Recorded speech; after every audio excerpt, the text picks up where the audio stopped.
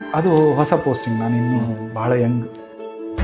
Tough area ಅಂತ ಹೇಳಿದ್ರು. ಅಲ್ಲಿರೋ ತೇಲಿಗೆ ಭಾಳ ಡಿಮಾಂಡ್, ಅದರಿಂದ ಸ್ಮಗ್ಲಿಂಗು ಭಾಳ. ಆವಾಗ ಸ್ಟಾಫು ಕಡಿಮೆ ಇದ್ದರು. ಭಾರತ ದೇಶ ಡಿವೈಡ್ ಆಗೋ ಮುಂಚೆ ಮುಲ್ತಾನ್, ನಮ್ಮ ಪಾಕಿಸ್ತಾನದಲ್ಲಿರೋ ಮುಲ್ತಾನ್ದಿಂದ ಇಲ್ಲಿ ಬಂದು ಸೆಟ್ಲ್ ಆಗಿದ್ದಾರೆ. ಸ್ವಲ್ಪ ವಿಲೇಜಸ್ಸು ನಮ್ಮ ತೆಲಂಗಾಣದಲ್ಲಿದ್ದಾವೆ, ಸ್ವಲ್ಪ ಮಹಾರಾಷ್ಟ್ರ.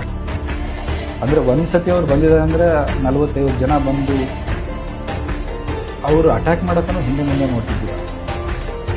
ಗಾಡಿಗಳೆಲ್ಲ ಹೌದು, ನಮ್ಮ ಜೀಪ್ಸ್ನ ಇದೆಲ್ಲ ಬಟ್ ಭಾಳ ಹಾರ್ಷಾಗಿ. ಅಂದರೆ ಸುಮಾರು ನಮ್ಮ ಸ್ಟಾಫು ತೀರೋಗಿದ್ದಾರೆ. ಟ್ರಕ್ಕೆ ಲೂಟಿ ಮಾಡ್ಕೊಂಡು ಹೋಗೋದು. ಸೊ ಪೊಲೀಸ್ ಸ್ವಲ್ಪ ಸ್ಟ್ರಿಕ್ಟ್ ಆದಮೇಲೆ ಅವ್ರು ಇದನ್ನೆಲ್ಲ ಬಿಟ್ಬಿಟ್ಟು ಅಡವಿ ಅಂದರೆ ಕಾಡು ಮೇಲೆ ಬಿಟ್ಬಿಟ್ರೆ.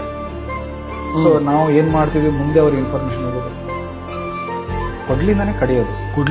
ಕೊಡ್ಲಿಂದಾನೆ ಬಟ್ ಆ ಸದ್ದು ಬರಬಾರ್ದಂತ ಟವಲ್ನ ನೀರಲ್ಲಿ ಎತ್ತಿ ಮೇಲೆ ಒಂದ್ಸತಿ ಕಟ್ಟಿ ಕೆಳಗಡೆ ಕಡಿಯೋದು. ರಾತ್ರಿ ಹೊತ್ತು ಇವ್ರು ಕಡಿಯೋದು. ದೊಡ್ಡ ದೊಡ್ಡ ಲಾಕ್ಸ್ನ ಭುಜದ ಮೇಲೆ ಹೊತ್ಕೊಂಡು ಹೋಗ್ತಾರೆ. ಬೇರೆಯವ್ರಿಗೆ ಆಗಲ್ಲ, ಇನ್ಫಾರ್ಮೇಶನ್ ಬರುತ್ತೆ ನಿಮಗೆ. ಸೊ ಕಡ್ದಿದ್ದಾರೆ, ಟ್ರಾನ್ಸ್ಪೋರ್ಟ್ ಆಗುತ್ತೆ.